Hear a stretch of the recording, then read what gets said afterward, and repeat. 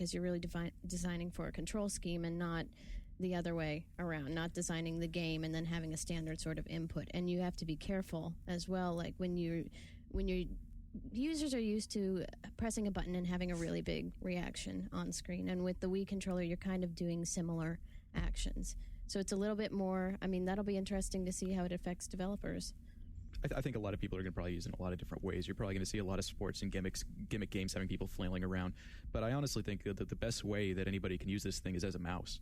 I mean, honestly, that's an input device that you really need for consoles. I mean, how many revolutionary RTS console? Yeah, exactly. Yeah. I mean, how many RTS games have you tried to play on consoles? And honestly, they universally suck unless you're talking about Urza Zwei or Pikmin, and that's pretty much it. I liked Warlock. Well, the PlayStation had a mouse, so RTS was on PlayStation. Yeah, but nobody bought the mouse for PlayStation, and it didn't even work with anything. Well, I bought it to Could you even use the mouse for Diablo? Yeah. You could? I believe so. I bought it to use with RPG Maker, but then ended up not actually doing anything with it because it was such a pain in the ass. Yeah. Which actually, that's another thing that the PlayStation 1 did really impressively was open up this floodgate of small, niche, innovative, creative, weird software, like super, niche stuff that had always been developed in Japan but had never come to the U.S. Well, I don't know about that. I mean, every system, at least in Japan, always had a bunch of crazy stuff. Right. Because, but it never made I'm it saying over that here. stuff had always been in Japan, but it hadn't always come here. The market was never large enough to justify a release, but here, I mean, Right, not only that, with but PlayStation, it just got so large that even that tiny sliver was enough to actually be Plus the considerable. production cost of cartridges. Oh God, yeah, Yeah, that kept things pretty pricey. So you it was couldn't the release cost to something that stamp a was gonna, CD. It's like a nickel's worth of plastic. Yeah, pretty much.